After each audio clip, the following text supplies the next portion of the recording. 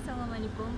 Bizlarda xonadonimiz Sergeli 4 5-domda joylashgan. Uyimizda oldida plashatkalarimiz bor. Bu tomonda davlat maktabi, uyimizda oldida xususiy bog'cha. Undan o'tgandan keyin mana uyimizda oldida xususiy bog'cha bor. Bir 500 metrcha nariyoqda ikkita davlat bog'chasi bor. Uyimiz Sergeli 4 5-domda joylashgan, 2-podez, 3-etaj. Uyda oldida detskiy plashatka bor.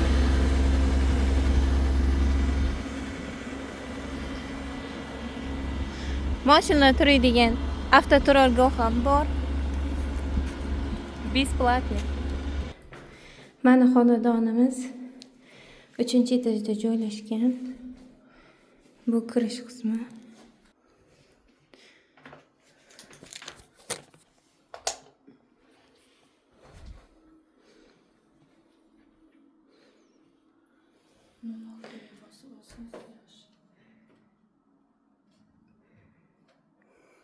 Bu zalimiz двойной zal.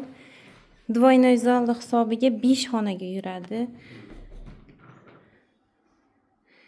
Mebel, televizor, konditsionerlar bor, hammasi qoladi.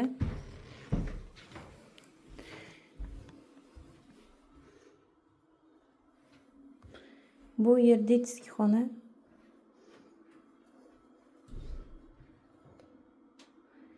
Bu yer spalniy xona.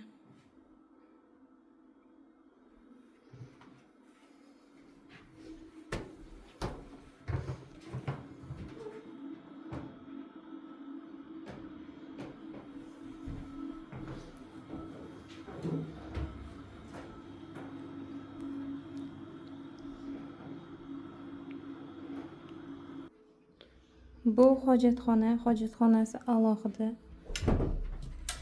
Bu yer sanuzel, kir mashina, hamma sharoitlari bor.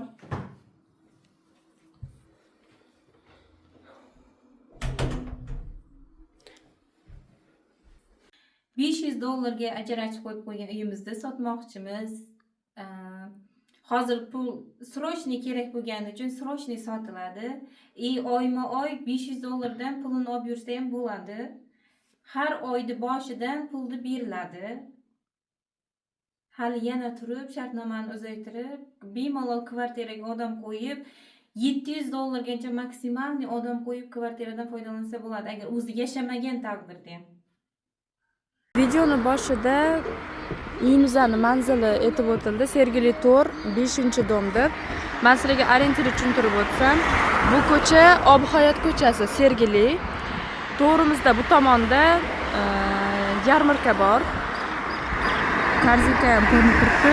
Moshina bozor tomonidan kelsanglar, yarmarka o'sha korzinkadan chap qo'lga, svetofordan chap tarafga burilib kelasizlar. Ko'chaning o'rtasida bitta arka bor.